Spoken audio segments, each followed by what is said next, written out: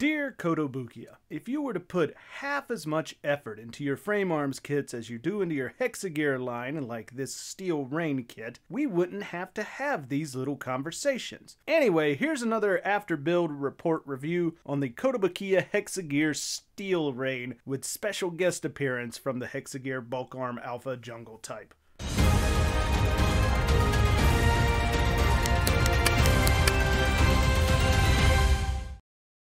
Good afternoon, folks, and welcome back to another after build report review by yours truly. As you can see, today we're going to be looking at something that is, again, not a Gundam. I know I did the Macross VF31J a while back, which was a jet that turned into a mecha, and keeping along those same lines and that same theme, today I'm going to be looking at the Kotobukiya Steelrain from their HexaGear line. This is a helicopter that transforms into a mecha. So today we're going to be taking a look at this, and we're going to go through our normal review process of talking about the build. We're going to talk about the accessories. We're going to talk about the articulation, because yes, it does have some, and then we're going to give it some final thoughts, and keep your eyes peeled for extra special appearances by the HexaGear Bulk Arm Alpha Jungle type, the Frame Arms Hand Scale Innocentia, and a Governor. So first, let's talk about the build of this Steelrain. The build for this kit is surprisingly simple, despite how good the final product looks. When you want to talk about ease of construction, this thing has it. If you want to talk about solid engineering, this thing has it. If you want to talk about modularity, like Bandai is trying to produce with their 30-minute missions kits, this thing has it. Almost every piece of this kit can be taken off and replaced with another piece from the same line, which leads to some totally awesome and unique looks for these model kits. Overall build, again, like I said, is fairly simplistic, but it does get you a really good looking helicopter mode out of the box. I'm not really sold on the mecha mode, but we'll talk about that in a little bit. Unfortunately, what you don't get is a lot of heavy color separation. Then again, this is basically a military piece of hardware. I'm not sure how much color separation you really want there. You could always paint this thing up. It is part separated to the extreme almost. There's some really nice deep panel lines, which would make for easy masking and separation of colors. Even if you didn't want to separate them on the panel lines, you still have a lot of really good options for this kit when it comes to paintability and customizability. And with all that being said, I can honestly say that I had exactly 0 negative experiences with the build of this kit. So overall, I really enjoyed the build, and I look forward to doing more HexaGear builds in the future. Now, the accessories are mostly going to be limited to the weapons that are mounted on the vehicle and mecha itself, but we can go ahead and talk about those because they are actually quite impressive. Starting off with the quad missile racks that can be spread open or be closed up for a tighter or more spread out configuration.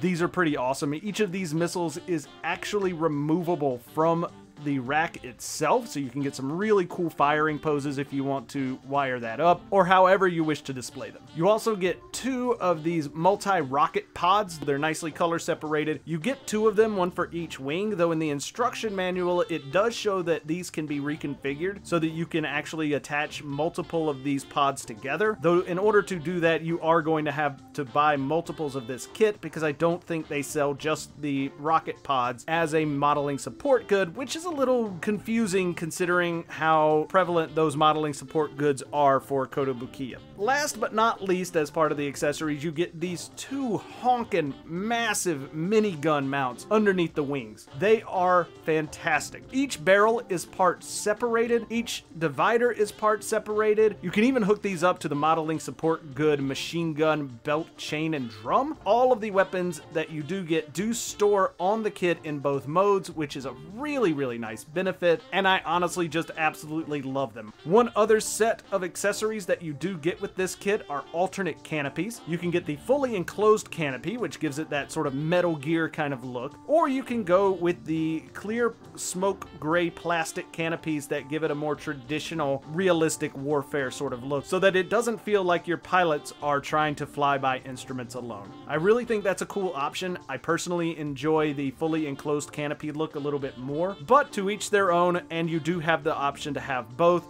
So that's a really good add for this kit. Moving on to talk about articulation. In helicopter mode, this thing doesn't actually have a whole lot of articulation. Because of the way the rocket pods and the missile racks attach, you can pivot those a little bit side to side. You can also move the Gatling guns up and down so that you can get some good aiming poses there where it looks like it's doing a strafing run. And you can move the front Gatling gun on the nose cone up and down and side to side as well. The helicopter blades spin freely, which I think is really neat in that they're not in a static position. But other than that, you're really not going to get a lot in the way of articulation out of this in helicopter mode. However, transforming this thing into mecha mode gives you a lot more in the way of articulation, and it also gives you a pretty cool looking, almost ATST style bipedal walker mode. And because of that, there are some downsides. You're not going to get a lot of articulation out of this guy no matter what. The legs are actually probably the best articulated out of anything. The feet are fairly well separated, so you can move those around and get some really nice poses out of the feet. You can move the hips quite a bit in and out. The knees move in this sort of reverse bird style positioning, and that's really about it. The arms you can get a little bit of a swivel out of. There's a little bit of a bend, but they're not really doing anything spectacular. The head actually has quite a bit of articulation in the neck, so you can get some good movement out of that, so it can look around rather freely. But outside of all of that, you're not going to get a lot. And the other downside is that because this thing is very top heavy and it is very bulky in the cockpit area, what you're not going to get is a lot of stability, unfortunately. Most of the time, if you want this thing to be in cool poses in mech mode, you're going to have it on an action base. It just does not have the stability in those joints to hold up the weight that is the wings, weapons, and arms of this thing. I do feel that this thing could benefit from a bit stronger joints in the legs so that you could actually have it stand on its own power. Other than that, I don't think there's any real negative to say about the articulation here. It is fairly straightforward, fairly basic for what you'd expect in a transforming kit. Very fun kit to transform. I was actually far less nervous about the transformation of this kit than I was my VF31J, and that thing is made specifically to be transformed, whereas this one I think is just transformable by its modular nature, where somebody went and said, oh hey, maybe what if we put a transformation on it? But it still looks pretty good in either mode, though I